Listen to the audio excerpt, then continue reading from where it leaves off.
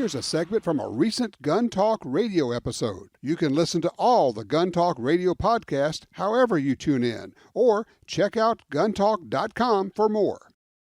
All right, let's talk about where we are. Kind of a status report, an update on where we are. We have the elections coming up. We have litigation going on all over the place. Who better to bring us up to speed on that than Alan Gottlieb? He is the founder of the Second Amendment Foundation. Alan Gottlieb joins us right now. Alan, my friend, you have been a busy guy. It's been a crazy couple, 2-3 weeks, I'll tell you, Tom, but it's been good stuff. It is good. I mean, I never know exactly how much to believe what I'm seeing in general media when it comes to polls. But what everybody seems to be saying is, even the folks who favor the Democrats are saying, the Republicans have momentum and it's looking pretty good. But you always have kind of if I can say this, an impartial eye on this, at least a more realistic eye on where we are. So how's it looking to you? Yeah, I'd say realistic, not impartial, because obviously I root for a side, and that's gun rights. True enough. Well, to be honest about it, I think that the media in the last few weeks has tried to hype it as being closer races than they might really be, because one, it helps push turnout, it helps get ratings for TV if it's more controversial and tight, and you get more listeners and viewers. But there's definitely a red wave going on, and it has been going on for a while. The question is how big that wave is going to be. Nobody really knows, but it's going to be big enough to help protect gun rights come Tuesday. Well, I think and here's the thing, I hear what you're saying. I want to be careful about how I present this, because I too think it's a red wave, and I think it's going to be bigger than what people are saying. Having said that, the danger in you and I talking about this is that some people listening would say, well, if that's the case, then I don't need to go vote. And that would be the worst thing to happen. Yes, it definitely would. And that's why I don't like talking about how great we're going to win per se, because I don't want to put our people to sleep. On the other hand, though, in all honesty, our people are motivated. And quite frankly, they're out to get even with some of the attacks on our rights we've had over the last couple of years. I think they're motivated enough to try and make this wave as big as possible. And I think they're the ones who are going to turn out. I think it's our opponents that are demoralized and hopefully won't turn out. Things look pretty good. I've traveled around the country a whole lot in the last few weeks. Met with a lot of gun rights activists about working in campaigns. And they're engaged, they're active, they're energized, mobilized, and looking forward to a victory. It's time to stick it back to this White House for all the attacks they've done on gun rights. And I don't think our people are going to let up until they actually see the results on TV and listen to them on radio, read them in their newspapers, and know, in fact, that we've won. Well, yeah, and Jim's pointing out to me here, he says, be part of the wave, not a lazy bystander watching the wave. Because if you go out and vote and you're part of it, you'll have some investment in it, and it actually will be even more important and more satisfying to you. And you can take credit for it. There's that, too. Oh, and the flip side of that, Alan, is that you can also turn around and give it to your buddies who didn't vote, because you could just tell them, all right, you're a lazy SOB, you're not good for anything, blah, blah, blah, blah, But even better, of course, is if you grab your buddies and take them all to the polls with you and make it a group event. There's nothing wrong with that. Go have breakfast somewhere and then go out and vote. Yeah, that's all getting a little harder to do with the mail-in ballots. And my home state of Washington, there are no polling places. It's all done by mail. Oh, yeah. It's more the trend across the country. So lots of people we don't have election day anymore. We have like election month. And so, and I've actually spent some time looking at data on who's already voted and who hasn't. And the states that release data about who's casted the ballots, it really looks like our people have casted the ballots a lot more than our opponents have. And you and I can remember, Alan, decades ago when we would say, look, don't worry about the party, just vote for the person. We just want the right person in, the person who supports gun rights. The reality is, as much as I would love that idea, and it seems like a worthwhile approach, it would be sophomoric, it would be infantile to think about that, because a vote for any Democrat is a vote to let the Democrats control the conversation in Congress, and the Democrat Party in itself is hugely, massively anti-gun and in favor, in fact, of gun bans. Yeah, it's not just in Congress; it's in state legislatures too. So, I really wish, quite frankly, the Second Amendment should be a nonpartisan issue. It should have support across both parties. I don't like to see it held hostage by any one party. The problem is we have a Democratic Party that's bent on shredding and destroying it. And so that's the problem we've had now. And they've run their primaries over the last decade or so, getting rid of virtually every pro-gun Democrat that exists. And so the party is so far to destroying Second Amendment rights at this juncture that you just can't put their people in power. When you vote for a pro-gun, sad part is you vote for a pro-gun Democrat, and it just elects anti-gun leadership in this party who then controls the legislatures and Congress. And it comes back and bites us anyway. So the Democrats have written off gun owners completely, and I think they're going to. I'm hoping they come to their senses after Tuesday's election, because when they take a look at it, in the battleground states and districts, the more rural districts in the country that they're going to be losing, they have written off gun owners to the point that they've written off control of Congress. And maybe they're going to wake up and realize, we can't keep sticking it to gun owners and expect to win. Well, unfortunately, what they're probably going to do is what they did about 15 or 20 years ago after they took another drubbing like this. And they sent out a paper to Democratic candidates and said, look, here's the deal. You have to quit talking about gun control. We'll never talk about it. We're going to do it, but don't talk about it. I'm afraid that's going to be their approach. Hey, Alan, hold on just a second here. When we come back, not only do we have a take on the elections and where we are with litigation, right now we're talking with Alan Gottlieb from the Second Amendment Foundation. And Alan, SAF has been around for almost right at 50 years now. Getting close. 1974 we were founded. Yeah. So, the years go by very fast. No kidding. So, and part of that, and you and I have personally, we've been talking about this individually for several years now, is it's always about the group. How do we transition? What's going to happen? What's the future? And so you've got an announcement to make of at least part of what's going on, kind of getting it started. You want to go ahead and just take that?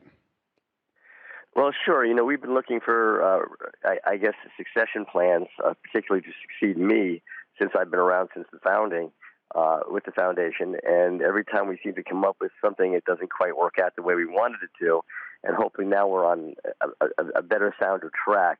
We've just hired a new executive director for the foundation, Adam Kraut, who hopefully will take us into the next generation now. And help build the organization with some newer ideas and some bolder strokes, and continue the legacy that we've created. And I'm really kind of excited about that. And we've also brought on Lauren Hill as the Vice President of Development, who's got great experience. She's worked for Safari Club International before, the NFL and the NBA, doing development work. She's very experienced, very talented, young lady who's going to help grow the foundation as well. And there's like 3 more people we'd like to bring on board now, but we need some more funding to be able to do it. But the bottom line is we're hoping that now to bring in the future generations of leadership. The foundation, at this juncture, Tom, as we both know, has turned into an institution and has a legacy that's unbelievable with all the court victories. And, I want to make sure it's there to succeed you and I and our current supporters for future generations. So hopefully we're building that way. I'm now 75 years old, and it's hard to work 80 hours a week anymore. And somebody who has to come in who has the skill, foresight, knowledge, institutional knowledge, has the passion for it all, is willing to work those 24/7 days, so to speak. I think what it takes. For the people now. That's what it really takes to win. And so I think we're on track now to do that. I'm really excited. Adam Kraut's gotten off to a great running start, and we're working together really well. And I'm hoping that I can scale back and he can scale up and bring on some new and bold staff people and take us to the next generation and keep winning. Well, for those who may not know, Adam is an attorney who's been working in the Second Amendment world for a number of years now. So he is a known quantity. This is not a new area for him at all. It's not like you're bringing somebody in and saying, here, let me introduce you to the world of gun rights. He knows gun rights intimately.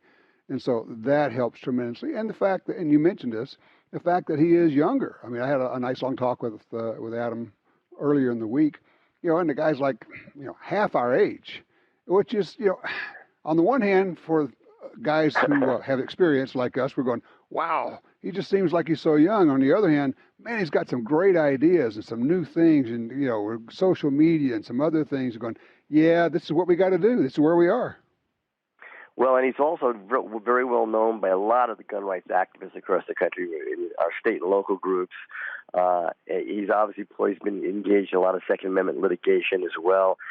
He works very closely and has in the past with a number of the attorneys that work for SAF. He's very well plugged in to that. He's been attendee at numerous gun rights policy conferences. He's attended legal scholars conferences we put on. He's been integrally involved in a lot of stuff. He's been a life member of the foundation, I think, going back to I forget now, but for a number of years he's been a life member of the foundation. He's been engaged and active with us, and so I'm kind of excited about it. And he's been, for the last couple of weeks, he's been working at my shoulder, or elbow to elbow, and he's just been great to work with, and he's helped re-energize me, to be honest about it. Yeah, sometimes I understand. Sometimes that's exactly what it takes. So if you would kind of give us just a quick recap on where we are with the litigation, because that seems to be where, and we're going to win on the legislative side in a lot of places because of the litigation, because of the Bruen decision, because a lot of these laws are going to have to go away. But where are we right now? Well, let me just give you for the last week or so, it's sort of some of the things that have transpired. But we had to file a supplementary reply brief in our challenge to the Maryland assault weapon ban, because it's moving back in the court system now thanks to Bruen. And I have a feeling it's going to be the very first assault weapon ban one that gets overturned and then moves up through the court system now that the Bruen decision has been there.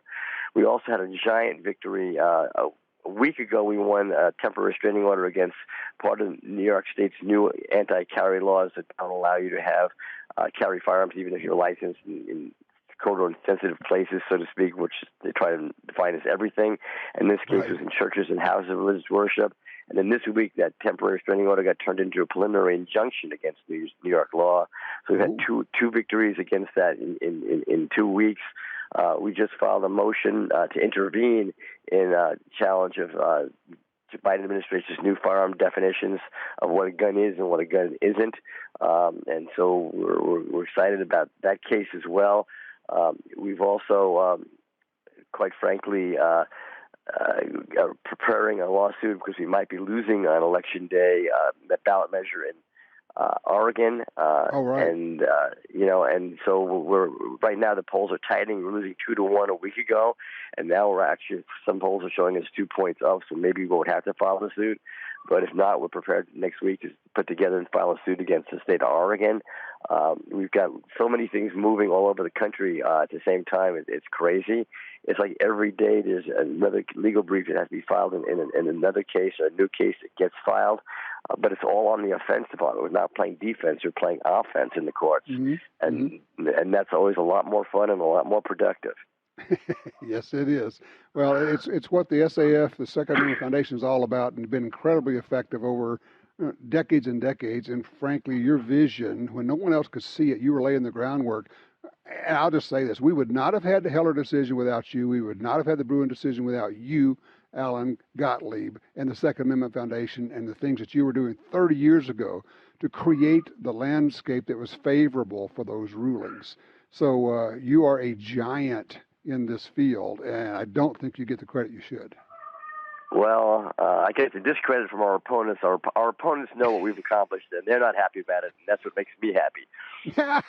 There you go.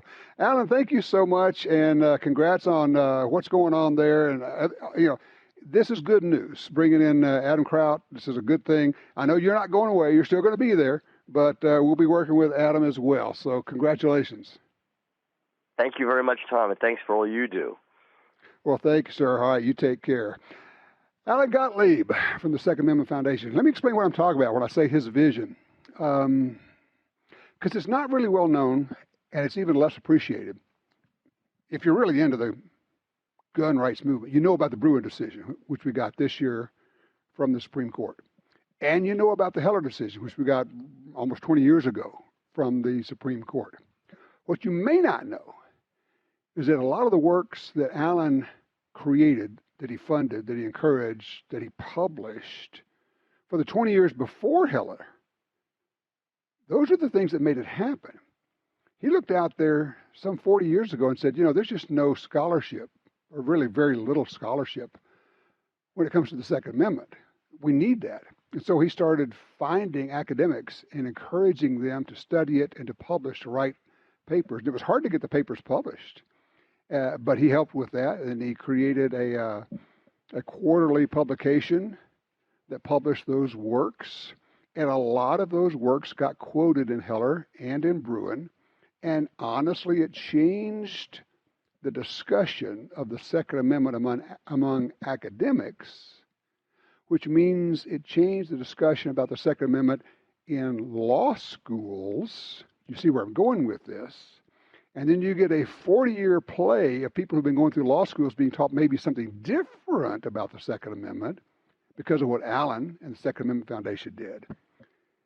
You really cannot overstate that importance. It's important stuff. Second Amendment Foundation is at saf.org.